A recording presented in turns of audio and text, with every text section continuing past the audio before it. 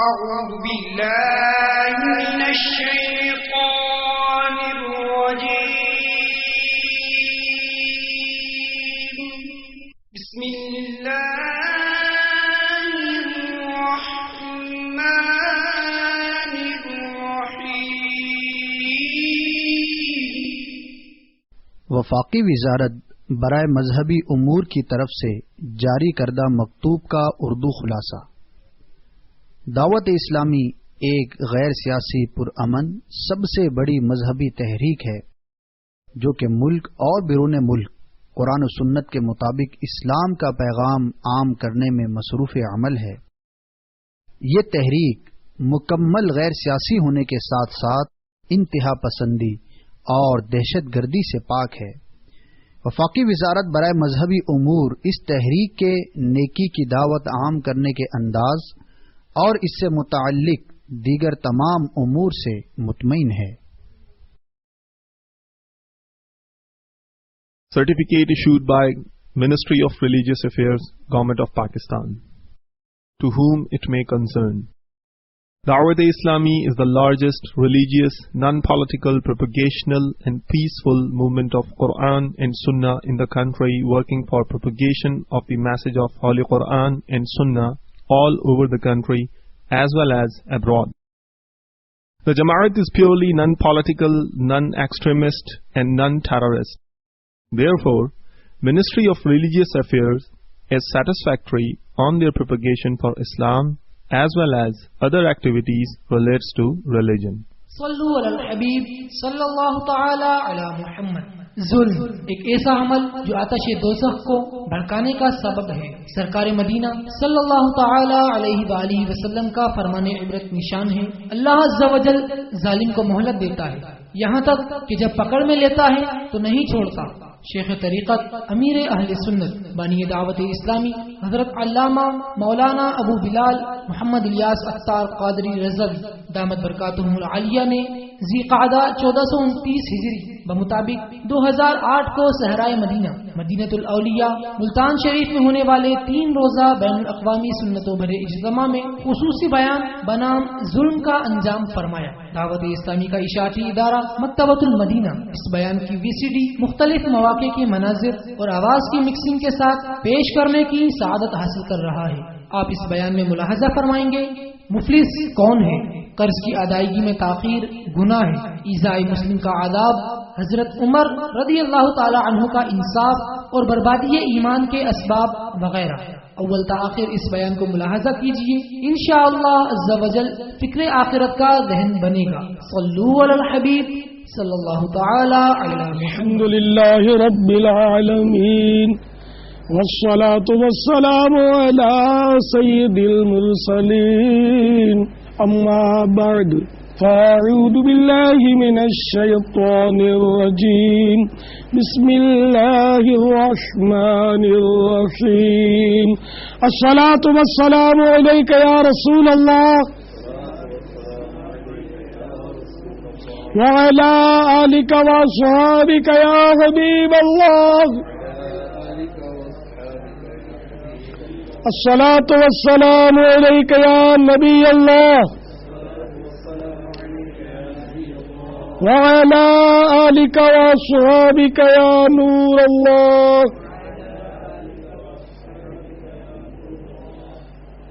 القول البدیع میں ہے حضرت سیدنا شیخ احمد بن منصور علیہ رحمت اللہ الغفور کو بعد وفات کسی نے خواب میں اس حال میں دیکھا کہ وہ جنتی حلہ یعنی جنتی لباس زیب تن کیے موتیوں والا تاج سر پر سجائے شیراز کی جامع مسجد کی محراب میں کھڑے ہیں. خواب دیکھنے والے نے پوچھا ما فعل اللہ بکا، یعنی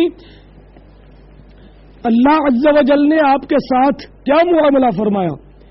کہا اللہ تبارک و تعالی نے مجھے بخش دیا، میرا اکرام فرمایا اور موتیوں والا تاج پہنا کر داخل جنت کیا. پوچھا کس سبب سے؟ فرمایا الحمدللہ رب العالمین، میں محبوب رب الانام صلی اللہ تعالی علیہ وآلہ وسلم پر کثرت سے درود و سلام پڑھا کرتا تھا، یہی عمل کام آ گیا. صلو علی الحبیب صلی اللہ تعالی علی محمد. الحمدللہ ثم الحمدللہ. ذی قعدۃ الحرام 1429 سنہ ہجری 2008 سنہ عیسوی کے عظیم الشان سالانہ بین الاقوامی 3 روزہ سنت و برے اجتماع کا سلسلہ ہے.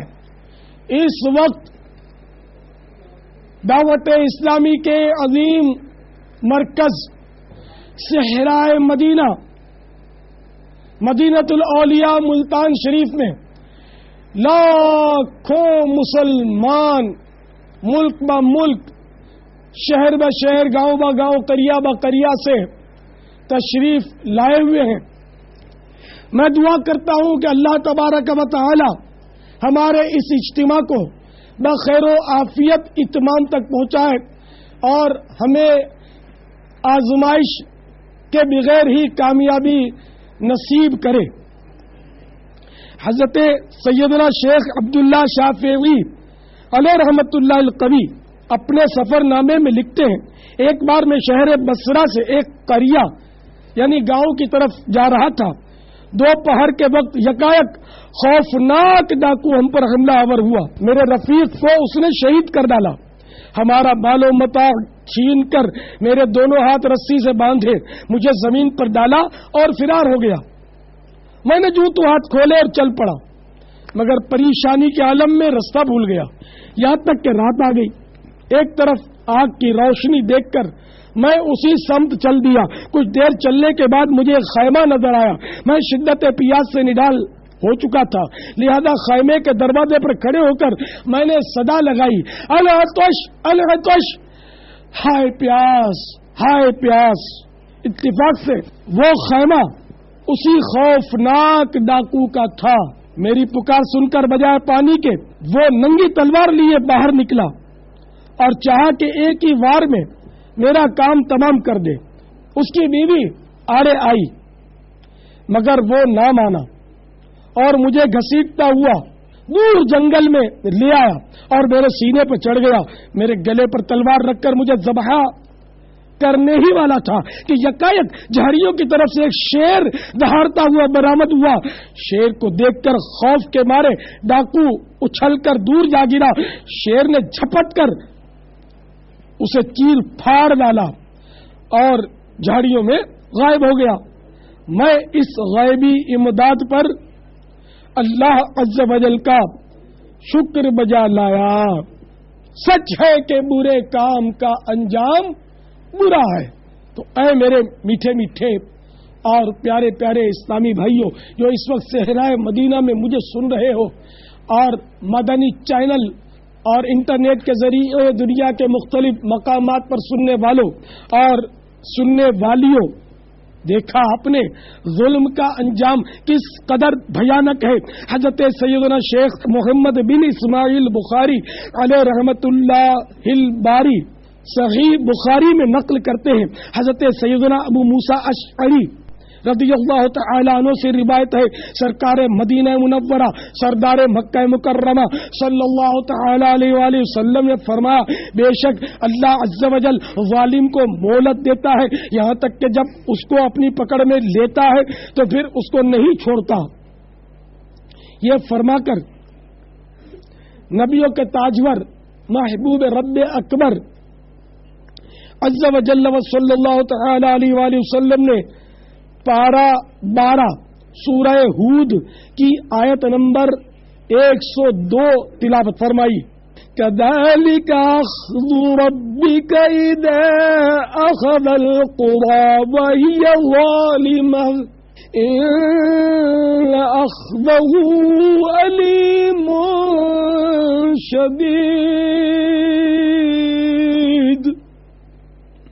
میرے آقا نعمت امام اہل سنت عظیم البرکت عظیم المرتبت پروانہ شمع رسالت مجدد دین و ملت امام عشق و محبت باعث خیر و برکت عالم شریعت پیر طریقت حامی سنت ماہی بدعت مولانا شاہ امام احمد رضا خان علیہ رحمت الرحمان اپنے شہرہ آفاق ترجمہ قرآن کنز الایمان میں اس کا ترجمہ کچھ یوں کرتے ہیں، اور ایسی ہی پکڑ ہے تیرے رب عز و جل کی جب بستیوں کو پکڑتا ہے ان کے ظلم پر، بے شک اس کی پکڑ دردناک کر رہی ہے۔ اے دہشت گردیوں کا بازار گرم کرنے والوں، اے ڈکیتیاں مارنے والوں، اے لوٹ مار کرنے والوں، اے ڈاکوؤں، اے دھاڑیلوں، اے چٹھیاں بھیج کر رقموں کا مطالبہ کرنے والوں، اے تاوان طلب کرنے کے لیے بے گناہوں کو اغوا کرنے والوں اور غارت گری کا بازار گرم کرنے والوں، اس حکایت میں تمہیں عبرت کے بے شمار پھول مل سکتے ہیں۔ تمہیں اپنے انجام سے بے خبر نہیں رہنا چاہیے کہ جب دنیا میں قہر خداوندی کی بجلی گرتی ہے تو اس طرح کے ظالم لوگ کتے کی موت مارے جاتے ہیں اور ان پر دو آنسو بہانے والا بھی کوئی نہیں ہوتا۔ اور آخرت کی سزا کون برداشت کر سکتا ہے؟ یقیناً لوگوں پر ظلم کرنا گناہ دنیا و آخرت کی بربادی کا سبب اور عذاب جہنم کا باعث ہے۔ اس میں اللہ رسول عز و جل و صلی اللہ تعالی علیہ وآلہ وسلم کی نافرمانی بھی ہے اور بندوں کی حق تلفی بھی۔ خوفناک ڈاکو کا بھی آپ نے تذکرہ سماعت فرمایا، وہ لوٹ مار کی خاطر قتل ناحق بھی کرتا تھا، دنیا ہی میں اس نے ظلم کا انجام دیکھ لیا اور آنے والی نسلوں کے لیے سراپا عبرت بن گیا۔ اب نہ جانے اس کی قبر میں کیا ہو رہا ہوگا۔ نیز قیامت کا معاملہ ابھی باقی ہے۔ آج بھی ڈاکو عموماً مال کے لالچ میں قتل ناحق بھی کر ڈالتے ہیں۔ یاد رکھیے قتل ناحق انتہائی بھیانک جرم ہے۔ حضرت سیدنا محمد بن عیسیٰ ترمذی علیہ رحمت اللہ القوی اپنے مشہور مجموعہ احادیث ترمذی شریف میں حضرات سیدینا ابو سعید خدری و ابو ہریرہ رضی اللہ تعالی عنہما سے نقل کرتے ہیں، اگر تمام آسمان و زمین والے ایک مسلمان کا خون کرنے میں شریک ہو جائیں تو اللہ عز و جل ان سبوں کو منہ کے بل اوندھا کر کے جہنم میں ڈال دے گا۔ اے لوگوں کا مال ناحق دبا لینے والوں، اے لوگوں کی جیب کاٹ کر ان سے رقمیں نکال لینے والوں، اے مسلمانوں کو دھمکیاں دے کر لوٹ لینے والوں، ان کے اموال پر قبضہ جمانے والوں، ان کی زمینیں غصب کرنے والوں، اے وہ کسانوں جو غریب لوگوں کی زمینیں دبا کر اس پر کھیتیاں سرسبز و شاداب دیکھ کر خوش ہو جاتے ہو، اپنی آخرت کو مت بھولو۔ آج جو مال حرام بآسانی گلے کے نیچے اترتا ہوا محسوس ہو رہا ہے وہ بروز قیامت کہیں تمہیں سخت مصیبت میں نہ ڈال دے۔ سنو سنو، حضرت سیدنا فقیہ ابو اللیث سمرقندی علیہ رحمت اللہ القوی قرۃ العیون میں نقل کرتے ہیں، بے شک پل صراط پر آگ کی بیڑیاں ہیں، جس نے حرام کا 1 درہم بھی لیا اس کے پاؤں میں آگ کی بیڑیاں ڈالی جائیں گی، جس کے سبب اسے پل صراط پر گزرنا دشوار ہو جائے گا، یہاں تک کہ اس درہم کا مالک اس کی نیکیوں میں سے اس کا بدلہ نہ لے لے۔ اگر اس کے پاس نیکیاں نہ ہوں گی تو وہ اس کے گناہوں کا بوجھ بھی اٹھائے گا اور جہنم میں گر پڑے گا۔ الامان الامان الامان۔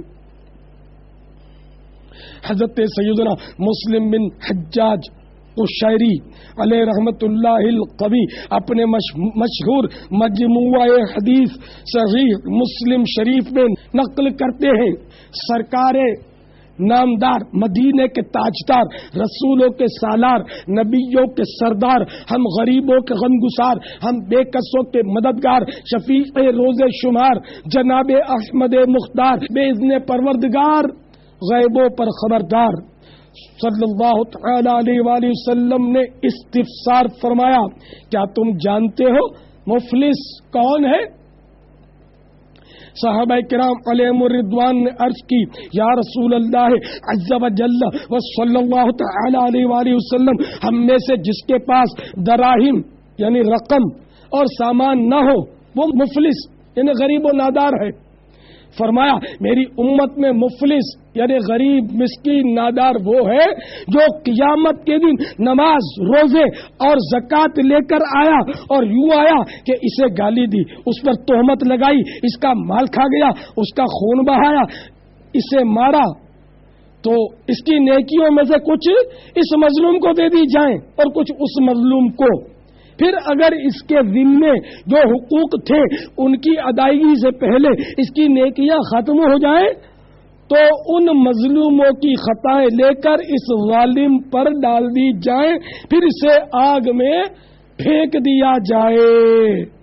اے نمازیوں، اے روزہ داروں، اے حاجیوں، اے سخاوتیں کرنے والوں، اے پوری زکوٰۃ نکالنے والوں، اے صدقات و خیرات میں حصے لینے والوں، اپنے چہرے پر داڑھی سجانے والوں، زلفیں رکھانے والوں، امامے کا تاج اپنے سر پر جگمگانے والوں، اے ہر سال حج و عمرے کی سعادت پانے والے مالداروں، سب ڈر جاؤ، لرز اٹھو۔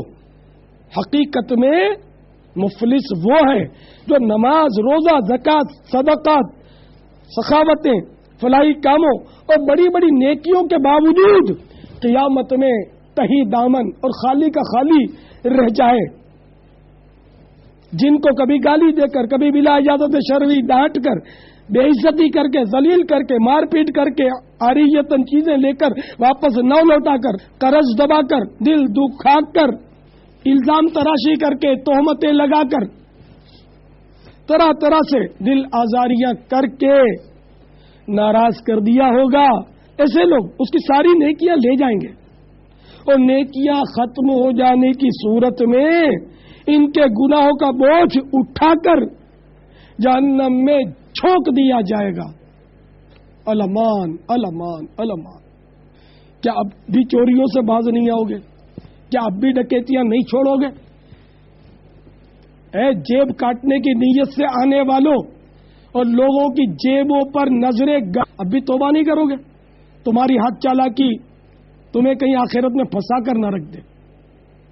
کھاؤ گے اتنا ہی جتنا تمہارا پیٹ ہے، پہنو گے اتنا ہی جتنا تمہارا تن ہے، باقی تمہارے یہ ساری غذائیں اور کھا جائیں گے، کچھ ڈاکٹر لے جائے گا، کچھ ہو سکتا ہے کہ ایسے بددیانت اور بے غیرت پولیس والے لے جائیں جو رشوتیں دے کر تمہیں پالتے ہیں۔ تمہارے ہاتھ میں کتنا بچے گا؟ جتنا پیٹ میں گیا، جو پیٹ میں گیا وہ بھی آگ ہے، یہ غذا نہیں ہے۔ حقیقت میں اس کی حقیقت آگ ہے، تم مارے جاؤ گے، برباد ہو جاؤ گے۔ دنیا میں بھی ایسی بیماریاں ہو سکتا ہے تمہیں ہو جائیں کہ پانی کا قطرہ تمہیں اتارنا نصیب نہ ہو، مان جاؤ، خدا را مان جاؤ، تمہاری بھلائی کے لیے کہہ رہا ہوں، اور چپ چاپ دوزانوں بیٹھ کر بیان سننے لگو اور توبہ توبہ پکارنے لگو۔ اللہ تعالی ہم سب کو خیر کی ہدایت نصیب فرمائے۔ اللہ عز و جل کا خوف رکھنے والے حضرات حقوق العباد کے بظاہر معمولی نظر آنے والے معاملات میں بھی ایسی احتیاط کرتے ہیں کہ حیرت میں ڈال دیتے ہیں۔ ان سے عبرت حاصل کرو۔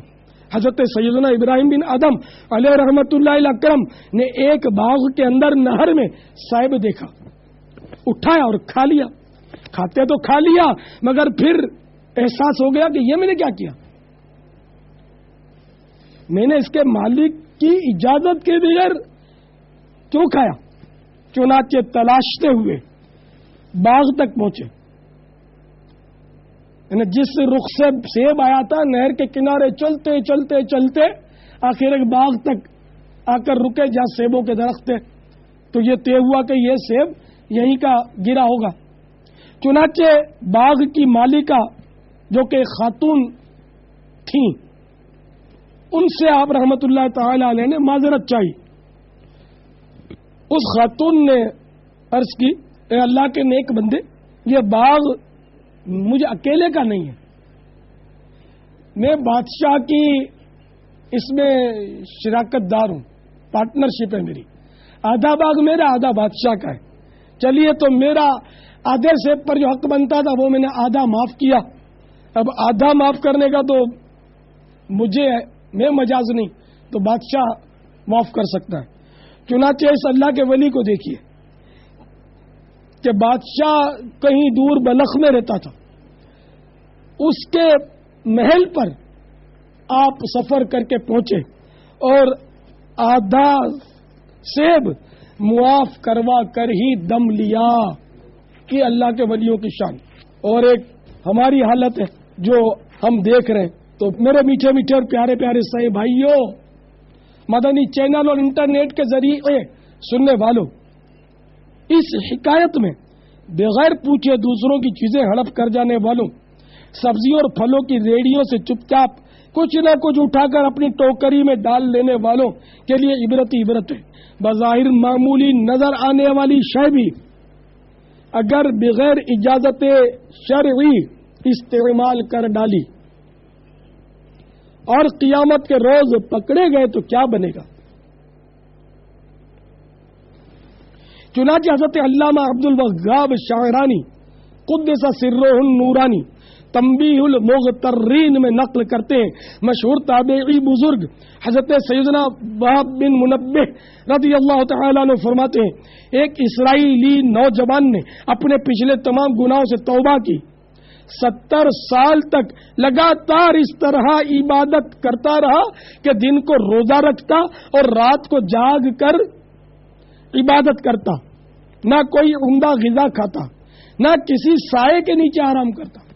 یہ سننا بہت آسان ہے، سائے کے نیچے آرام، ہم سب سائے میں بیٹھے ہوئے خوش ہیں، اور تھوڑی دیر کے لیے جو اسلامی بھائی اس وقت دھوپ میں ہوں گے وہ اندازہ لگائیں کتنی تشویش ہو رہی ہوگی، کیسا ہو رہا ہوگا کہ ہم بھی شامیانے تلے پہنچ جائیں، چھت کے نیچے آ جائیں۔ اور یہ نوجوان 70 سال تک، اب نوجوان نہ رہا، خیر یہ شخص 70 سال تک اس نے اس طرح گزارے کہ کبھی اس نے سائے کے نیچے آرام نہیں کیا، نہ عمدہ غذا کھائی، ایسا نیک پرہیزگار اور نفس کو مارنے والا۔ جب یہ دنیا سے رخصت ہوا تو کسی نے خواب میں دیکھ کر پوچھا، ما فعل اللہ بکا، اللہ تبارک و تعالی نے آپ کے ساتھ کیا معاملہ فرمایا؟ اس نے جو کچھ جواب دیا اس کو دل کے کانوں سے سنیے۔ کہنے لگا، اللہ عز و جل نے میرا حساب لیا، پھر سارے گناہ بخش دیے، مگر ایک لکڑی جس سے میں نے اس کے مالک کی اجازت کے بغیر دانتوں میں خلال کر لیا تھا وہ معاف کروانا رہ گیا تھا، اس کی وجہ سے میں اب تک جنت سے روک دیا گیا ہوں۔ تو حقوق اللہ توبہ سے معاف ہوتے ہیں، اللہ تعالیٰ اپنے حقوق تو بے پوچھے بخش دے، وہ قادر، ہر چیز پر قادر ہے، بندے بھی اس کے، بندوں کے حقوق بھی اسی کے ہیں، لیکن اس نے یہ قانون اپنا رکھا ہے کہ بندے سے معاف کرواؤ۔ تو وہ تنکا معمولی خلال، لکڑی کی معمولی سی لکڑی باریک سی، وہ معاف کروانا رہ گیا دنیا میں۔ دیکھیے کتنی آزمائش ہو گئی ان کے لیے کہ جنت سے روک دیا گیا ہے مجھے، کہ وہ کیوں معاف نہیں کروایا۔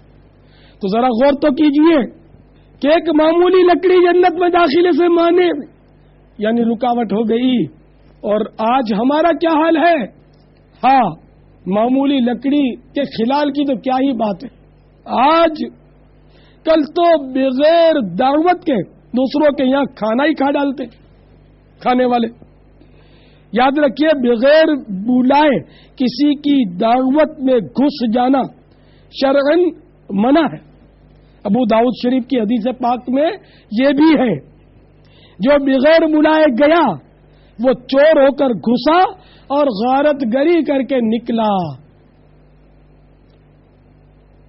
نیز آج کل قرض کے نام پر لوگوں کے ہزاروں بلکہ لاکھوں روپے ہڑپ کر لیے جاتے ہیں.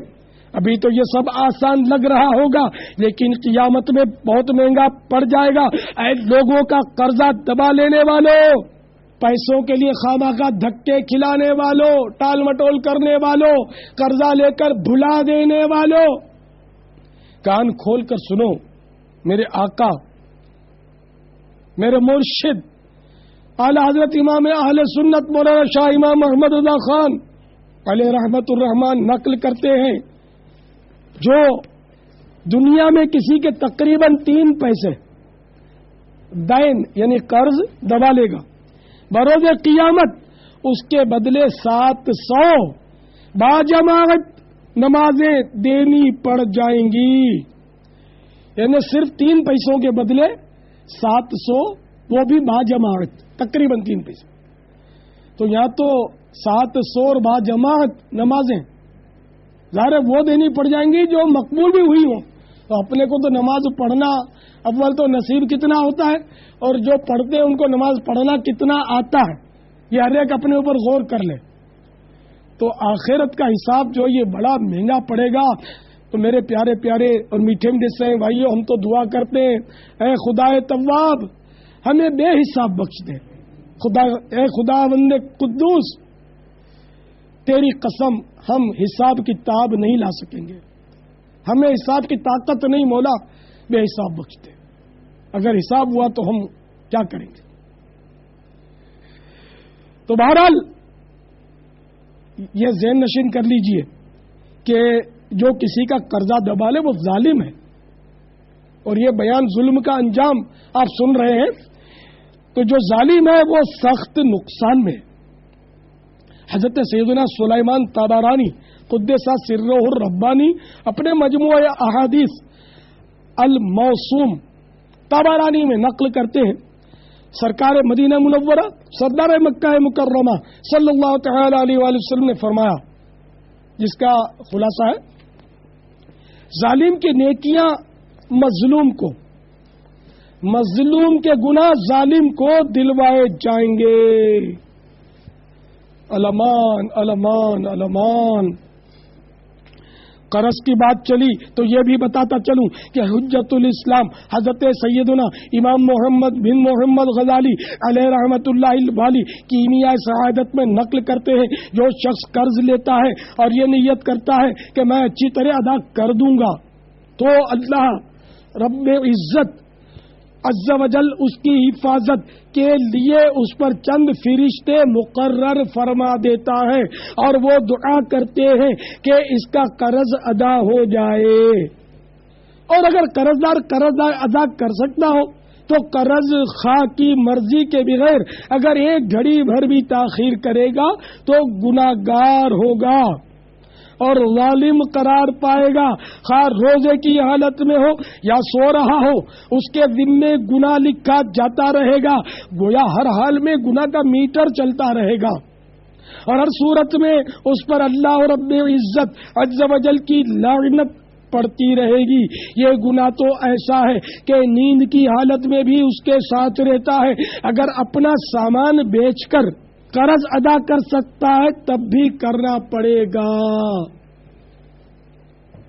اگر ایسا نہیں کرے گا تو گناہگار ہے.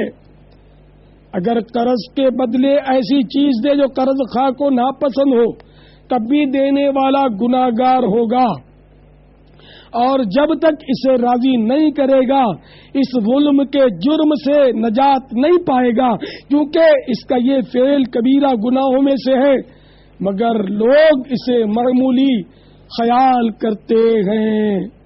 اے میرے میٹھے میٹھے اور پیارے پیارے اسلامی بھائیوں، جب مطلب ہوتا ہے تو خوشامد اور جھوٹے وعدے کر کے بعض لوگ قرضہ حاصل کر لیتے ہیں، مگر افسوس 100 کروڑ افسوس لے لینے کے بعد ادا کرنے کا نام نہیں لیتے. غیرت مندی کا تقاضا تو یہ ہے کہ جس سے قرض لیا ہے اپنے اس محسن کے گھر جلد تر جا کر شکریہ کے ساتھ قرض ادا کر آتے.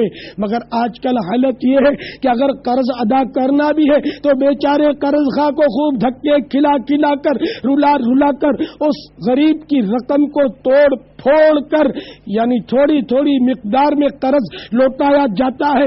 یاد رکھیے بلا وجہ قرض خواہ کو دھکے کھلانا بھی ظلم ہے. عام طور پر بیپاریوں کی عادت ہوتی ہے کہ رقم گلے میں موجود ہونے کے باوجود شام کو لے جانا، کل آنا وغیرہ کہہ کر بلا اجازت شرعی ٹرخاتے اور دھکے کھلاتے ہیں، انہیں ایذا پہنچاتے ہیں. یہ نہیں سوچتے کہ ہم کتنا بڑا گناہ اپنے سر لے رہے ہیں. اگر شام کو قرض چکانا ہی ہے تو ابھی صبح کے وقت چکا دینے میں آخر حرج ہی کیا ہے.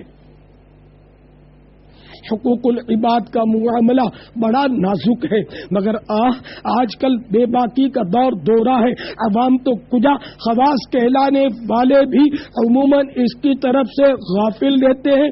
غصے کا مرض عام ہے، اس کی وجہ سے اکثر خواص بھی لوگوں کی دل آزاری کر بیٹھتے ہیں. اس کو جھاڑتے ہیں، اس کو لتاڑتے ہیں، اس کو ایذا پہنچانے والی نظروں سے گھورتے ہیں، اس کو ذلیل کر کے اٹھا دیتے ہیں. اٹھ بے چل نکل کہہ کر اس غریب کا دل سب کے سامنے توڑ دیتے ہیں. اور اس کی طرف ان کی بالکل توجہ نہیں ہوتی کہ کسی مسلمان کی بلا وجہ شرعی دل آزاری گناہ و حرام اور جہنم میں لے جانے والا کام ہے. میرے آقا اعلی حضرت امام اہل سنت عظیم البرکت عظیم المرتبت پروانہ شمع رسالت مجدد دین و ملت مولانا شاہ احمد رضا خان علیہ رحمت الرحمان فتاوی رضویہ شریف جلد 12 صفحہ 342 میں طبرانی شریف کے حوالے سے نقل کرتے ہیں. سلطان دو جہان رحمت عالمیان جانے جانان محبوب الرحمان عز و جل و صلی اللہ تعالی علیہ وآلہ وسلم کا فرمان عبرت نشان ہے: من آذا مسلمن فقط آذانی ومن آذانی فقط آذ اللہ. یعنی جس نے کسی مسلمان کو ایذا دی اس نے مجھے ایذا دی، اور جس نے مجھے ایذا دی اس نے اللہ عز و جل کو ایذا دی. افسوس، 100 کروڑ افسوس، آج ہماری سوچ عجیب و غریب ہو چکی ہے. مسلمانوں کو ایذا دینا کوئی عیب ہی نہیں سمجھا جا رہا. ہائے اگر یہی ہمارا انداز رہا تو ہمارا مرنے کے بعد کیا بنے گا؟ اے خاصان رسول، وقت دعا ہے، امت پہ تیری آ کے عجب وقت پڑا ہے. جو دین بڑی شان سے نکلا تھا وطن سے پردیس میں، وہ آج غریب الغربا ہے. جس دین کے مدعو تھے کبھی قیصر و کسرا، خود آج وہ مہمان سرائے فقراء ہے. وہ دین ہوئی بزم جہاں جس سے فروزاں، اب اس کی مجالس میں نہ بتی نہ دیا ہے. جس دین کی حجت سے سب ادیان تھے مغلوب، اب معترض اس دین پہ ہر سرا ہے. چھوٹوں میں اطاعت ہے نہ شفقت ہے، بڑوں میں پیاروں میں محبت ہے نہ یاروں میں وفا ہے. گو قوم میں تیری نہیں اب کوئی بڑائی، پر نام تیری قوم کا یا اب بھی بڑا ہے. ڈر ہے کہیں یہ نام بھی مٹ جائے نہ، آخر مدت سے اسے دور زمان بیٹھ رہا ہے. وہ قوم کے آفاق میں جو سرب فلک تھی وہ یاد میں اسلاف کی اب روبہ قضا ہے. جو قوم کے مالک تھی علوم اور حکم کی، اب علم کا وہ نام نہ حکمت کا پتہ ہے. کھو جن کے کمالات کا لگتا ہے اب اتنا، گمدشت میں ایک قافلہ بے تبل و دھرا ہے. جو کچھ ہے وہ سب اپنے ہی ہاتھوں کے ہیں کرتوت. یا سیدی، یا حبیبی، یا مولائی، یا رسول اللہ، ہم اعتراف کرتے ہیں جو کچھ ہے وہ سب اپنے ہی ہاتھوں کے ہیں کرتوت. شکوا ہے زمانے کا نہ قسمت کا گلا ہے. دیکھے ہیں یہ دن اپنی ہی غفلت کی بدولت. سچ ہے کہ برے کام کا انجام برا ہے. فریاد ہے اے کشتی امت کے نگہباں، بیڑا یہ تباہی کے قریب گریبان لگا ہے۔ اے چشمہ رحمت بے ابی انت و امی، دنیا پہ تیرا لطف سدا عام رہا ہے۔ جس قوم نے گھر اور وطن تجھ سے چھڑایا، جب تو نے کیا نیک سلوک ان سے کیا ہے، 100 بار تیرا دیکھ کے اف اور ترحم، ہر باغی و سرکش کا سر آخر کو جھکا ہے۔ برتاؤ تیرے جب کہ یہ اعداء سے ہیں اپنے، اعداء سے غلاموں کو کچھ امید سوا ہے۔ کر حق سے دعا امت مرحوم کے حق میں، خطروں میں بہت اس کا جہاز آ کے گرا ہے۔ امت میں تیری نیک بھی ہے بد بھی ہے، لیکن دل دادا تیرا ایک سے ایک ان میں سوا ہے۔ ایمان جسے کہتے ہیں عقیدے میں ہمارے، وہ تیری محبت تیری عطرت کی بنا ہے۔ جو خاک تیرے درس پہ ہے جاروب سے اڑتی، وہ خاک ہمارے لیے دارو شفا ہے۔ جو شہر ہوا تیری ولادت سے مشرف، اب تک وہی قبلہ تیری امت کا رہا ہے۔ جس شہر نے پائی تیری ہجرت سے سعادت، مکے سے کشش اس کی ہر ایک دل میں سوا ہے۔ کل دیکھیے پیش آئے غلاموں کو تیرے کیا، اب تک تو تیرے نام پہ ایک ایک فدا ہے۔ ہم نیک ہیں یا بد ہیں، پھر آخر ہے تمہارے۔ اے اللہ کے محبوب نگاہ کرم، نگاہ کرم، یا رسول اللہ انظر حالنا، یا حبیب اللہ اسمع قالنا، اننی فی بحر ہم مغرق خذ یدی سجل لنا اشکالنا۔ ہم نیک ہیں یا بد ہیں، پھر آخر ہے تمہارے۔ نسبت بہت اچھی ہے، اگر حال برا ہے تدبیر سنبھلنے کی ہمارے نہیں کوئی۔ ہاں ایک دعا تیری کے مقبول خدا ہے۔ صلو علی الحبیب صلی اللہ تعالی علی محمد۔ اے میرے میٹھے میٹھے اور پیارے پیارے اسلامی بھائیوں، اگر آپ کبھی کسی مسلمان کی بلا وجہ شرعی دل آزاری کر بیٹھے ہیں تو اس سے آپ کا چاہے جیسا ہی قریبی رشتہ ہے، بے شک بڑے بھائی ہیں، وہ آپ کا چھوٹا بھائی ہے، آپ اس کے والد ہیں، شوہر ہیں، سسر ہیں، یا کتنے ہی بڑے رتبے کے مالک ہیں، چاہے صدر ہیں، چاہے وزیر اعظم ہیں، چاہے استاذ ہیں، پیر و مرشد ہیں، یا امام و خطیب ہیں، آپ کچھ بھی ہیں، بغیر شرمائے توبہ بھی کیجئے اور اس بندے سے معافی مانگ کر اس کو راضی بھی کر لیجئے، ورنہ خدا کی قسم جہنم کا عذاب برداشت نہیں ہو سکے گا۔ سنو سنو اے لوگوں کا دل دکھانے والوں، اے دل آزاریاں کرنے والوں، اے مسلمانوں کو ایذا دینے والوں، اے مسلمانوں کو ذلیل کرنے والوں، اے لوگوں کے دل دکھانے والوں، اے مسلمانوں کو ایذا پہنچانے والوں، سنو سنو، دیکھیے بعض اوقات طنز کرنے سے بھی ایذا ہو جاتی ہے، بعض اوقات بلا وجہ اس پر تنقید کرنے سے بھی ایذا ہو جاتی ہے۔ ہاں ہاں، اگر موٹے کو کہو گے یہ موٹا تو بھی ایذا ہو جائے گی، نابینا کو کہو گے اندھے تب بھی ایذا ہو جائے گی، اے بہرے، اے گونگے، اندھا ہے دیکھتا نہیں ہے، بے وقوف کہیں کا، بلا عذر بلا اجازت شرعی اس طرح کے الفاظ کہنے سے بھی دل آزاریاں ہوتی ہیں۔ بظاہر بہت معمولی دل آزاریاں لگتی ہیں، یہ بہت معمولی فعل لگتے ہیں، لیکن دل آزاری آخر دل آزاری ہے، مسلمان کا دل دکھانا یہ بہت خطرناک ہے۔ سنو سنو، میرے آقا مدینے والے مصطفیٰ صلی اللہ تعالی علیہ وآلہ وسلم نے ایک مرتبہ کعبہ مشرفہ کو مخاطب کر کے فرمایا،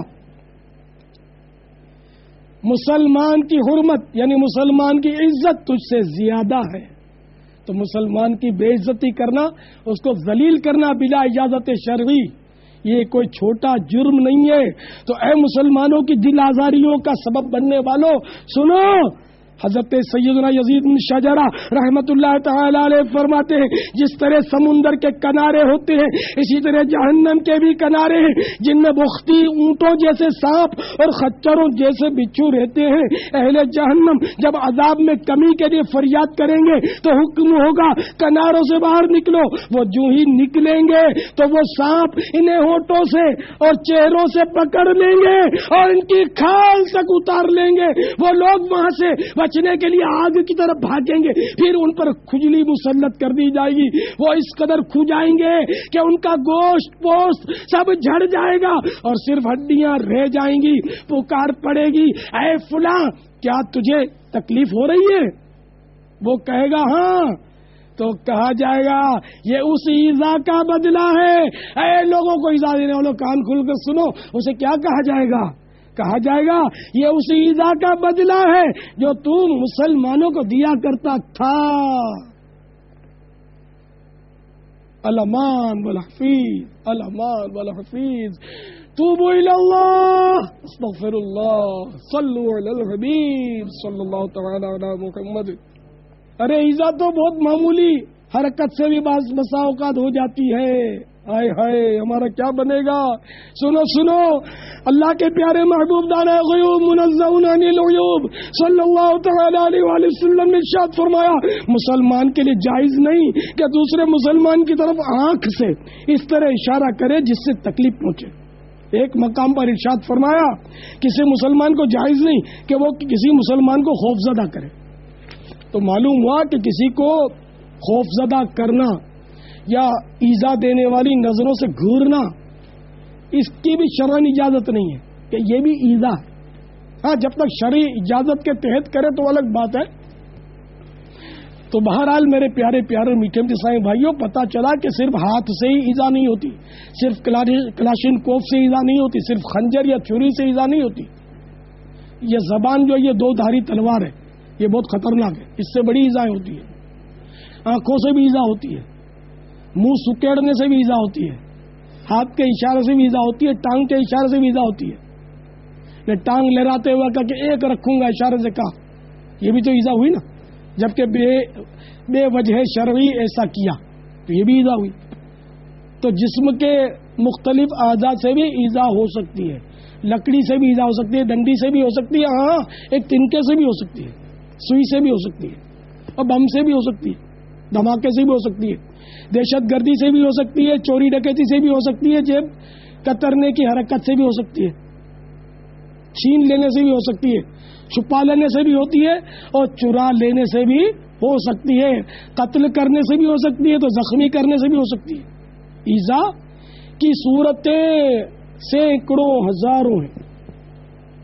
تحریر سے بھی ایذا ہوتی ہے، جی ہاں، تحریر ایسی ایذا دینے والی تحریریں بھی لوگ ظاہر بناتے ہیں، اس سے بھی ایذا ہوتی ہے۔ تو ناحق ایذا بہت خطرناک ہے، خدا کی قسم عذاب کوئی برداشت نہیں کر سکے گا، ساری پھوپھا نکل جائے گی، ساری اکڑی ختم ہو جائے گی، سارا روب داب جاتا رہے گا۔ اے ارباب اقتدار تم بھی خبردار، اگر تم اقتدار کے نشے میں بدمست ہو کر تم نے مسلمانوں کو ایذا دی کہ آج تمہارے پاس کرسی ہے، کیا تمہیں نہیں پتا کہ یہ کرسی بہت زیادہ عارضی ہے؟ مختصر سی زندگی میں تم نے بھی دیکھا ہوگا، میں نے بھی دیکھا ہے، بہت سارے کرسیوں پر آئے، بڑے کھل کے کھیلے، آخر کہاں گئے؟ سب کا سب لاپتہ ہے۔ کوئی قبر کے اندر اتر گیا تو کوئی کسی ملک میں جا چھپا ہوگا، کوئی کسی شہر میں جا چھپا ہوگا۔ تو یہ کرسی کسی کی ہوئی ہے نہ کسی کی ہوگی، اس سڑی ہوئی مریل کرسی کے پیچھے بھاگنے والا ہی مجھے تو عقل مند نظر نہیں آتا۔ تو بیچارہ کوئی ایسے ہی ہے کہ جو ایسی کرسیوں کے پیچھے بھاگتا اور اس کے لیے معاذ اللہ پھر قتل و غارت گری بھی کرتا ہو، معاذ اللہ ثم معاذ اللہ، اور سیاستیں کھیلتا ہو اور ترکیبیں بناتا ہو، رشوتیں دیتا ہو۔ توبہ توبہ توبہ، خدا کی قسم اگر مجھے تو کسی ملک کا مفت میں گھر چل کر بھی کوئی وزیر اعظم بنائے نا تو میں نہیں بنوں گا۔ ٹھیک ہے شیخ چلی والی بات ہے، لیکن میں نے تو اپنے دل کی بات کہی ہے۔ بدگمانی کرو گے تم پھنس جاؤ گے کہ یہ ایسے ہانکتا ہے، نہیں بدگمانی مت کرنا، میں نے اپنے دل کے جذبات ادا کیے ہیں۔ مجھے غلامی مصطفیٰ کی کرسی چاہیے، ذہن نصیب غلامی مصطفیٰ کی کرسی مل جائے تو پھر تو کیا بات ہے۔ تخت سکندری پر وہ تھوکتے نہیں ہیں، بستر لگا ہوا ہے جن کا تیری گلی میں۔ تو کاش ہمیں تو غلامی مصطفیٰ کی کرسی مل جائے۔ تو اے دنیا کے مختلف ملکوں میں سننے والوں، مدنی چینل کے ذریعے سننے والوں، تم بھی غور کرتے چلو۔ ہمارے بزرگان دین رحمہم اللہ المبین دوسروں کے حقوق کے معاملے میں انتہائی درجہ حساس ہوتے تھے، اور ادائیگی حق میں حیرت انگیز حد تک محتاط تھے. چنانچہ حضرت سیدنا عبداللہ بن مبارک رحمۃ اللہ تعالی علیہ ملک شام میں چند روز کے لیے مقیم ہوئے. وہاں احادیث مبارکہ لکھتے رہے. ایک بار ان کا قلم ٹوٹ گیا، لہذا عاریتاً یعنی وقتی طور پر کسی اور سے دوسرا قلم مانگ لیا. واپسی پر وہ قلم بھولے سے وطن ساتھ لیتے آئے. جب یاد آیا تو صرف قلم واپس دینے کے لیے آپ رحمت اللہ تعالی علیہ نے اپنے وطن سے ملک شام کا سفر اختیار کیا. تو دیکھا آپ نے ہمارے اسلاف رحمہم اللہ تعالی پرائی چیز کے معاملے میں کس قدر ڈرتے تھے. مگر افسوس، 100 کروڑ افسوس، ہم اس معاملے میں کس قدر بے خوف ہوتے جا رہے ہیں. یاد رکھیے، جان بوجھ کر دوسروں کی چیزیں رکھ لینا اگرچہ بہت آسان معلوم ہوتا ہے، مگر قیامت میں صاحب حق کو اس کا بدلہ چکانا اور اس کو راضی کرنا بہت ہی مشکل ہو جائے گا. اس لیے دوسروں کے ایک ایک دانے اور ایک ایک تنکے کے بارے میں بھی احتیاط کرنی چاہیے. بغیر اجازت کسی کی کوئی چیز مثلا چادر، تولیہ، برتن، چارپائی، کرسی وغیرہ وغیرہ ہرگز استعمال نہیں کرنی چاہیے. ہاں، اگر ان چیزوں کے مالک کی طرف سے اذن عام ہو اور عرف والا کوئی معاملہ ہو تو پھر استعمال کرنے میں حرج نہیں. مثلا کسی کے گھر مہمان بن کر گئے تو عموماً ان چیزوں کے استعمال کی صاحب خانہ کی طرف اجازت ہو جاتی ہے. اکثر دیکھا جاتا ہے کہ لوگ مسجد میں بغیر اجازت، چپل کے مالک کی اجازت کے بغیر چپل پہن کر استنجا خانے چلے جاتے ہیں. ذرا سوچئے تو صحیح، آپ کسی کے چپل پہن کر استنجا خانے تشریف لے گئے اور جس کے چپل ہے وہ باہر جانے کے لیے اپنے چپل کی طرف آیا، چپل غائب پا کر یہ سمجھ کر کہ چوری ہو گئے، بیچارہ دل محسوس کر رہ گیا اور ننگے پاؤں چلا گیا. آپ نے اگرچہ واپس آ کر وہ چپل وہیں رکھ دی ہے، مگر اس کا مالک تو انہیں ضائع کر چکا، اس کا وبال کس پر؟ اور اگر اس کا مالک ضائع نہیں بھی کر پایا، اس کو مل بھی گئے، تب بھی آپ نے بغیر اجازت استعمال کیا کیوں؟ تو بہرحال آپ کی وجہ سے اس کے چپل ضائع ہو گئے تو آپ ظالم قرار پائے. اسی طرح حرمین طیبین میں بھی دیکھا جاتا ہے کہ لوگ بکثرت دوسروں کے چپل پہنتے ہیں. دروازے پر چپل بھی ڈھیر لگا ہوتا ہے اور پہن لیتے. تو اس طرح چپل اگرچہ مالک چھوڑ کر چلا گیا، وہ غیر مستحق اس چپل کو نہیں لے سکتا. یہ ذہن میں رکھیے گا. آپ کے ٹھیک ہے مکس ہو گئے، نہیں مل رہے، ادھر ادھر ہو گئے، آپ ننگے پیر چلے جائیں. آقا کی گلیوں میں ننگے پیر چلنا تو پھر سعادت در سعادت ہے. تو یہ بھی ظلم ہے کسی کے چپل بلا اجازت اٹھا کے چلے جانا. حضرت سیدنا شیخ عبد الوہاب شعرانی قدس سرہ نورانی فرماتے ہیں، بسا اوقات ایک ہی ظلم کے بدلے، صرف ایک ظلم کے بدلے ظالم کی ساری نیکیاں لے کر بھی مظلوم خوش نہ ہوگا. ہائے ہائے. تو بہرحال معاملہ بڑا نازک ہے میرے پیارے پیارے اور میٹھے میٹھے صحیح بھائیوں. بہت سمجھنے کی بات ہے، بہت کوشش کرنی چاہیے، بھرپور کوشش کرنی چاہیے کہ ہم سے کسی کا دل نہ دکھ جائے. ابھی بیٹھے ہوئے بھیڑ ہے تو ہرگز یہ نہ ہو کہ اس کو کونی ماری، اس کو گھورا کہ دور ہٹ، یہ کیا تو نے مطلب ہے کہ دباؤ ڈال رہا ہے مجھ پر، ساری جگہ گھیر کر بیٹھا، اٹھ اٹھ کر کے اس کا گھٹنا جھٹکے سے اٹھا دیا. یہ سب دل آزاریوں کے طریقے. آپ کو ٹھیک ہے جگہ کشادہ چاہیے نا، تو اس کا طریقہ یہ بھی تو ہے نا کہ آپ ہاتھ باندھ کر منت کریں، اس کی خوشامد کریں کہ بڑے بھائی ذرا میری کمر رہ گئی ہے یا میرے پاؤں سن ہو رہے ہیں، اگر ایسا ہے تو اس طرح کا عذر ہے تو یہ پیش کر دیں یا ویسے کہہ دیں بڑے بھائی بڑی مہربانی ہوگی، اگر تھوڑا سا سرک جائیں گے تو میں ذرا وہ کھل کر بیٹھ سکوں گا، آپ کی بڑی مہربانی، جزاک اللہ جزاک اللہ. تو وہ جگہ بھی دے دے گا اور اس کی دل خوش کرنے کا انشاءاللہ ثواب بھی ملے گا. جگہ دے کر وہ خوش ہو جائے گا. اور اپنے آنکھیں نکالی، اس کو گھورا، ہٹ کیا ساری تیرے باپ کی جگہ ہے، گھیر کے بیٹھ گیا ہے. تو اگر اس نے جگہ دے بھی دی تو یقین مانے اس کا دل ایسا دکھے گا، ایسا دکھے گا، عین ممکن ہے کہ سارے صحرائے مدینہ کے اجتماع کا ثواب لے کر بھی وہ آخرت میں راضی نہ ہو، بلکہ زندگی کی پچھلی نیکیاں بھی دینی پڑ جائیں. عین ممکن ہے کہ اس کا دل ایسا دکھ جائے، ایسا دکھ جائے، سو دکھ جائے کہ وہ اپنے گناہ بھی آپ کے متھے تھوپ کر مسکراتا ہوا جنت میں چلا جائے اور آپ روتے ہوئے جہنم میں جا گرے. تو اگر کسی آس پاس والے کا دل دکھا بیٹھے، آپ کا پڑوسی ہے کچھ دیر کے لیے، اس کا بھی یاد رکھیے تھوڑی دیر کے لیے جو برابر میں بیٹھا، بس میں آپ کی سیٹ پر بیٹھا، یہ بھی ایک طرح کا حق ہے، حق کے پڑوس کا. اس میں بھی قیامت کے دن سوال ہوگا کہ حق کے ہمسائیگی اس معاملے میں تم نے ادا کیا کہ نہیں. تو اس لیے ایسوں کے ساتھ بھی حسن سلوک ہی کرنا. خود دبوچ، خود اپنے بھیج جائے، سکڑ جائے، بھلے آپ کو تکلیف ہوتی ہے، دوسروں کو راحت پہنچائے تو آپ کو اللہ راحت نصیب کرے گا. آپ کو انشاءاللہ قبر میں راحت ملے گی، اس سے پہلے نزا میں ملے گی، انشاءاللہ اس سے پہلے دنیا میں بھی راحت ملے گی، قیامت میں بھی راحت ملے گی، اور جنت کی ابدی راحت نصیب ہوگی انشاءاللہ. دلوں کو خوش کرنا سیکھ لو، مسلمانوں کی دل جوئی کرنا سیکھ لو. مجھے حدیث پاک یاد آ رہی ہے کہ فرضوں کے بعد سب سے افضل عمل مسلمانوں کا دل خوش کرنا ہے، شرعی اعتبار سے خوش کرنا. تو جو مسلمانوں کا دل دکھاتے ہیں، خواہ کا گھورتے ہیں، جاڑتے ہیں، طنز کرتے ہیں، دھکے مارتے ہیں، خواہ کا دھکم پیل کرتے ہیں، گھٹنے مارتے ہیں، دادا گیریاں کرتے ہیں، دھمکیاں دیتے ہیں، دھاندلیاں کرتے ہیں، دھوکے دیتے ہیں بیچاروں کو، جھوٹ بول کے پیسے نکلوا لیتے ہیں کہ میرا بٹوا گم ہو گیا تو میرا بیگ چوری ہو گیا. اس طرح کے بھی گھوم رہے ہوں گے اس وقت اجتماع گاہ میں کہ یہ گم ہو گیا اور وہ گم ہو گیا، اب تو میرے پاس کرایہ بھی نہیں ہے. اور آپ کو کیا پتا کتنوں سے کرایہ لے کر اب آپ کے پاس 99 سے کرایہ لے چکا ہوا، سینچری آپ سے پوری کرنے لگا ہو. اگر جینے کی خواہش ہے تو کچھ پہچان پیدا کر، نہ کسی کو ٹھگو، نہ کسی کو ٹھگنے دو، ایسے ہو جاؤ. تو میرے پیارے پیارے اور میٹھے میٹھے اسلامی بھائیوں، اللہ تبارک و تعالی آپ پر اپنا فضل و کرم فرمائے، اپنی رحمتوں کا نزول فرمائے، آپ سب کو بے حساب بخشے، آپ سب کے صدقے مجھ پاپیوں بدکار گناہگاروں کے سردار اتار بد اتوار کی بھی بے حساب مغفرت فرمائے.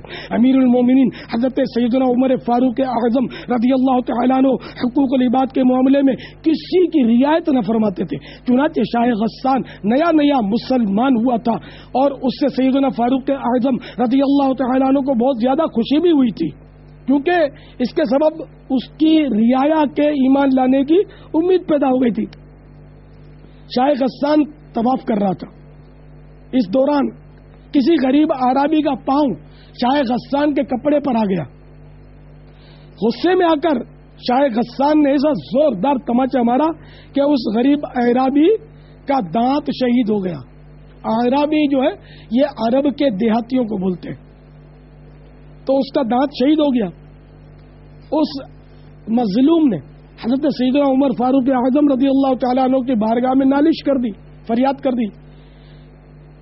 شاہ غسان نے تماچا مارنے کا اعتراف کیا تو آپ رضی اللہ تعالیٰ عنہ نے مدعی یعنی اس مظلوم اعرابی سے فرمایا کہ آپ شاہ غسان سے قصاص یعنی بدلہ لے سکتے ہیں. یہ سن کر شاہ غسان نے برا مناتے ہوئے کہا کہ ایک معمولی دیہاتی مجھے جیسے بادشاہ کے برابر کیسے ہو سکتا ہے جو اس کو مجھ سے بدلہ لینے کا حق حاصل ہو گیا. آپ رضی اللہ تعالیٰ عنہ نے فرمایا اسلام نے دونوں کو برابر کر دیا ہے. شاہ غسان نے قصاص کے لیے 1 دن کی مہلت لی اور رات کے وقت فرار ہو گیا، بھاگ گیا اور مرتد ہو گیا. میٹھے میٹھے اسلامی بھائیوں، دیکھا آپ نے حضرت سیدنا فاروق اعظم رضی اللہ تعالیٰ عنہ نے شاہ غسان جیسے بادشاہ کی ذرہ برابر بھی رعایت نہ فرمائی. حالانکہ اس سے امید تھی کہ اس کی رعایا مسلمان ہو جاتی، لیکن آپ نے انصاف کا دامن ہاتھ سے نہ جانے دیا اور اس بدنصیب کے اسلام سے پھر کر دوبارہ کفر و ارتداد کے گڑھے میں کود جانے سے اسلام کو بھی کوئی نقصان نہ پہنچا، بلکہ اگر سیدنا فاروق اعظم رضی اللہ تعالیٰ عنہ اس کی بادشاہی کی رعایت فرما دیتے تو شاید اسلام کو ضرر یعنی نقصان پہنچ جاتا اور لوگوں کا اس طرح ذہن بنتا کہ اسلام کمزور کو طاقتور سے معاذ اللہ حق نہیں دلوا سکتا. تو یہ فاروق اعظم کا عادلانہ نظام اور اسی کی برکت تھی کہ ایک روز حضرت سیدنا فاروق اعظم رضی اللہ تعالیٰ عنہ بغیر کسی محافظ کے بے خوف و خطر گرمی کے موسم میں ایک درخت کے نیچے پتھر پر اپنا مبارک سر رکھ کر سو رہے تھے کہ روم کا قاصد ان کی تلاش میں ادھر آ نکلا اور انہیں اس طرح سوتا دیکھ کر حیران رہ گیا کہ کیا یہی وہ شخص ہے جس سے ساری دنیا لرزہ بر اندام ہے. پھر وہ بے ساختہ بول اٹھا اے عمر، آپ عدل و انصاف کرتے ہیں، حقوق العباد کا خیال رکھتے ہیں، تو آپ کو پتھروں پر بھی نیند آ جاتی ہے، اور ہمارے بادشاہ ظلم کرتے ہیں، بندوں کے حقوق پامال کرتے ہیں، لہذا انہیں مخملی بستروں پر بھی نیند نہیں آتی۔ اے میرے پیارے پیارے سائیں بھائیوں، ظلم کی نحوست بھی تو دیکھیے۔ شاہ غسان کا ایمان ہی برباد ہو گیا، اس کا ایمان کی بربادی کا سبب تو ظلم ہوا نا، نہ وہ تھپڑ مارتا، نہ اس کا دانت ٹوٹتا، نہ اس کو غصہ آتا، اور اس طرح یہ کہ وہ مرتد ہوتا، ایک سبب بن گیا۔ بہرحال اس کے نصیب میں یہ لکھا تھا۔ حضرت سیدنا ابو بکر وراق علیہ رحمت اللہ الرزاق فرماتے ہیں، بندوں پر ظلم کرنا اکثر سلب ایمان کا سبب بن جاتا ہے۔ ہائے ہائے۔ حضرت سیدنا ابو القاسم حکیم علیہ رحمت اللہ الکریم سے کسی نے پوچھا، کوئی ایسا گناہ بھی ہے جو بندے کو ایمان سے محروم کر دیتا ہے؟ فرمایا، بربادی ایمان کے 3 اسباب ہیں۔ نمبر 1، ایمان کی نعمت پر شکر نہ کرنا۔ نمبر 2، ایمان ضائع ہونے کا خوف نہ رکھنا۔ نمبر 3، مسلمان پر ظلم کرنا۔ تو آپ نے دیکھا کہ ظلم جو ہے یہ بھی بربادی ایمان کا سبب بن سکتا ہے۔ اے جیب کترو، تم بھی سنو، اے ڈکیتیاں کرنے والوں، اے دھاڑے مارنے والوں، چٹھیاں بھیج کر تاوان طلب کرنے والوں، اے چوری چھپے لوگوں کا مال سرقہ لینے والوں، اے چوریاں کرنے والوں، تم بھی سنو، چوری کرنا گناہ و حرام اور جہنم میں لے جانے والا کام ہے۔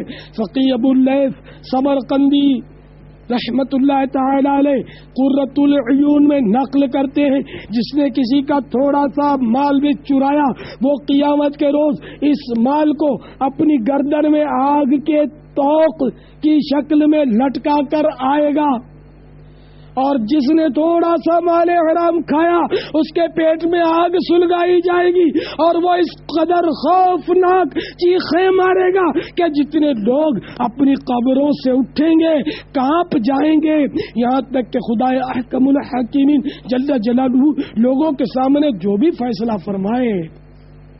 اے صحرائے مدینہ، مدینۃ الاولیاء ملتان شریف میں ملک با ملک، شہر با شہر، قریہ با قریہ، گاؤں با گاؤں سے آ کر دعوت اسلامی کے عظیم الشان بین الاقوامی 3 روزہ سنتوں بھرے اجتماع میں جمع ہونے والوں، مدنی چینل کے ذریعے دنیا کے مختلف ممالک میں سننے والوں، اپنے اپنے گھروں میں سننے والیوں، انٹرنیٹ کے ذریعے سننے والوں، گناہ اور ظلم کی بد عادتیں نکالنے کے لیے مدنی قافلے میں سفر بھی ایک بہت بڑا سبب ہے۔ چنانچہ آئیے میں آپ کی ترغیب و تحریض کے لیے ایک مدنی بہار آپ کے گوش گزار کرتا ہوں۔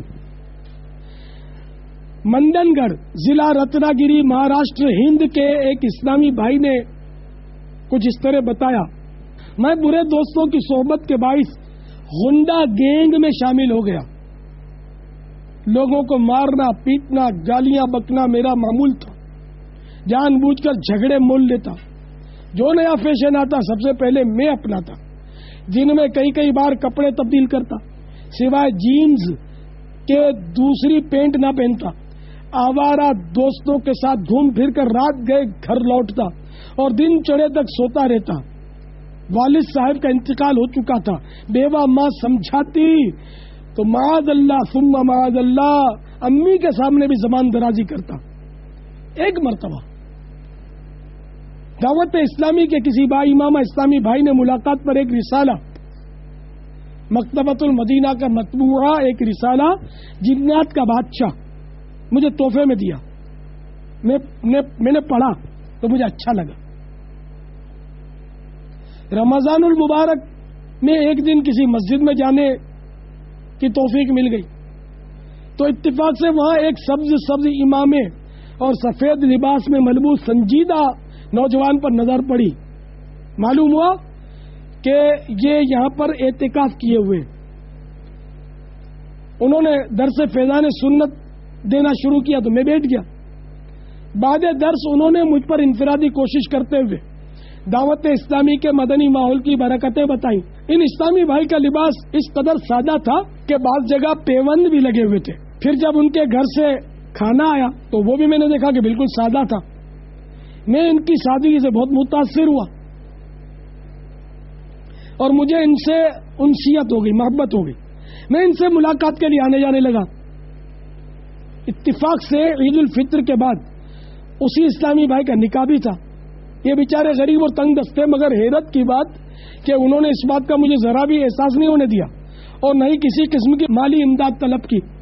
میں اور زیادہ متاثر ہوا کہ ماشاء اللہ دعوت اسلامی کا مدنی ماحول کتنا پیارا ہے اور اس کے وابستگان کس قدر سادہ اور خوددار ہیں. الحمدللہ عز و جل اس سادہ سے مبلغ کی پرکشش شخصیت کے سبب دعوت اسلامی کی محبت میرے دل میں گھر کرتی چلی گئی. یہاں تک کہ میں نے عاشقان رسول کا ہمارا 8 دن کے مدنی قافلے میں سفر کیا. بس پھر کیا تھا، میرے دل کی دنیا زیر و زبر ہو گئی، قلب میں مدنی کی انقلاب برپا ہو گیا اور میں نے گناہوں سے سچی توبہ کر کے اپنی ذات کو دعوت اسلامی کے حوالے کر دیا. الحمدللہ عز و جل مجھ پر وہ مدنی رنگ چڑھا کہ آج کل میں علاقائی مشاورت کے خادم یعنی نگران کی حیثیت سے اپنے علاقے میں دعوت اسلامی کے مدنی کاموں کی دھومیں مچا رہا ہوں. دیکھا ہے گنڈا گینگ سے تعلق رکھنے والا ایک بدمعاش صفت انسان دعوت اسلامی کے ایک مبلغ کی سادگی اور حسن اخلاق اور پھر 8 دن کے مدنی قافلے میں سفر کی برکت سے دعوت اسلامی کا مبلغ بن گیا، بلکہ ذمہ دار بن گیا. سادگی چاہیے، عاجزی چاہیے آپ کو، گھر چلے قافلے میں چلو، خوب خودداریاں اور خوش اخلاقیاں آئیے سیکھ لیں، قافلے میں چلو.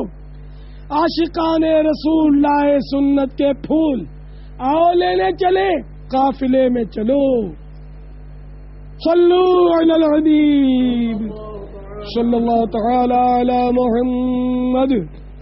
اے مسلمانوں کو ستانے والوں، اے لوگوں کے دل دکھانے والوں، اے لوگوں کے نام بگاڑنے والوں. جی ہاں، نام بگاڑنے کا رواج بہت ہے. آپ اپنے گرد دیکھیں کس کس کا نام آپ صحیح طریقے سے لکھتے ہیں، کتنا بگاڑتے ہیں، راہ تو لگا ہی دیتے ہیں. مجھے تو مثال دیتے ہوئے ڈر لگتا ہے، اس طرح آج کل نام بگاڑتے ہیں. حالانکہ نام بگاڑنا یہ جائز نہیں ہے. اے لوگوں پر پھبتیاں کسنے والوں، اے لوگوں کی ایذا دینے والے انداز میں نقلیں اتارنے والوں اور لوگوں کا مذاق اڑانے والوں، تم بھی آؤ اور سنو.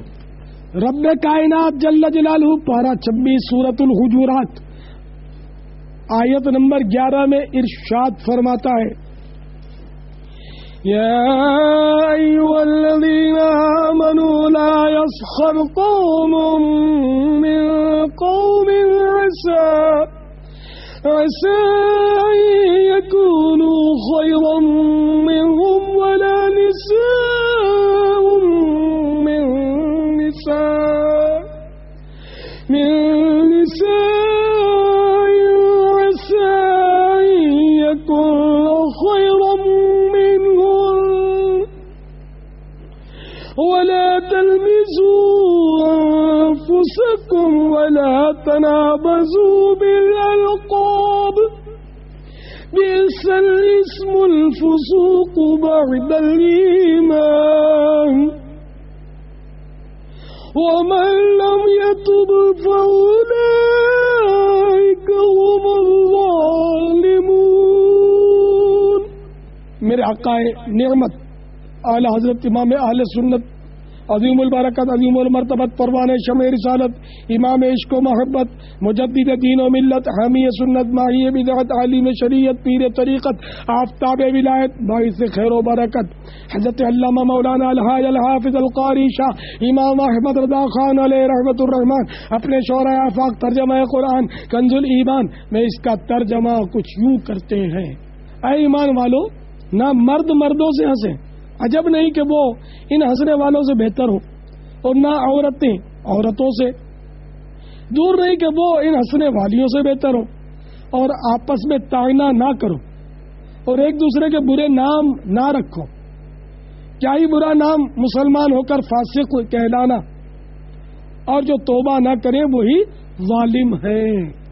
تو میٹھے میٹھے اسلامی بھائیوں، کسی کی غربت یا حسب نسب یا جسمانی عیب پر ہنسنا گناہ ہے، اسی طرح نام بگاڑنا بھی گناہ ہے۔ کسی کو کتا، گدھا، سور وغیرہ نہیں کہہ سکتے، اسی طرح کسی میں عیب موجود ہو تب بھی اسے اس عیب کے ساتھ نہیں پکار سکتے۔ مثلا اے اندھے، ابے کانے، او لمبے، ارے ٹھگنے وغیرہ، ہاں ضرورتاً پہچان کروانے کے لیے کہنے کی اجازت کی صورت نکلتی ہے۔ لوگوں پر ہنسنے، برے القاب سے پکارنے اور مذاق اڑانے والوں کو قرآن پاک نے فاسق کا فتویٰ ارشاد فرمایا ہے، اور جو توبہ نہ کرے اسے ظالم قرار دیا ہے۔